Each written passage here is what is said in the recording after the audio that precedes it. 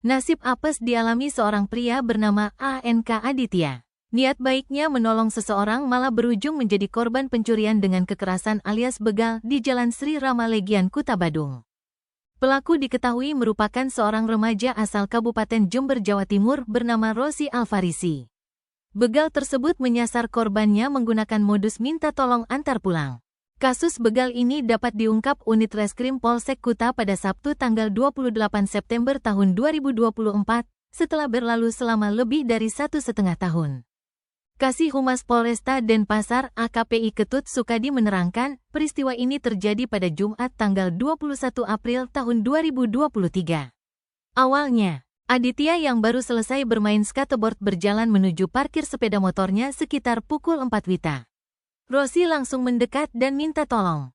Korban mengaku bahwa tidak mengenal pelaku. Pelaku meminta untuk diantar pulang ke rumahnya di Jalan Sri Rama dekat studio Tato Misteri Ing Bali. Korban pun bersedia membantu remaja Jember yang pengangguran itu.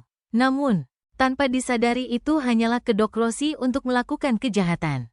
Saat mendekati tempat kejadian perkara, tak disangka begal yang sejatinya beralamat tinggal di Jalan Kediri Kuta itu langsung mencekik leher korban dari belakang. Aditya sontak berusaha melakukan perlawanan dengan melepaskan tangan kanan Rosi. Sayangnya saat korban bisa melepas tangan yang mencekiknya, begal itu bergegas merampas motor Yamaha NMAX warna merah miliknya dan kabur. Akibat kejadian ini korban mengalami luka memar pada leher dan luka gores di bawah telinga kiri. Selain itu kerugian material sebesar 30 juta rupiah. Maka dari itu, pria asal Tuban Geria Kuta tersebut segera melapor polisi. Berdasarkan laporan tersebut selanjutnya tim Opsnal Unit Reskrim Polsek Kuta yang dipimpin Kanit Reskrim Polsek Ibtu Anggi Wahyu Romadoni melakukan olah TKP dan mencari ketenangan saksi. Setelah melewati serangkaian penyelidikan yang panjang, akhirnya Rosi Dapai ditangkap di sebuah angkringan di Jalan Kediri pada Sabtu tanggal 28 September tahun 2024.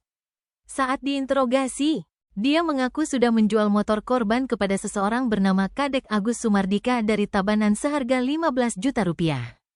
Motif pelaku melakukan pencurian dengan kekerasan tersebut karena perlu biaya pulang kampung. Atas perbuatannya itu, Rosi disangkakan pasal 365 KUHP tentang pencurian dengan kekerasan. Terancam pidana penjara maksimal 9 tahun.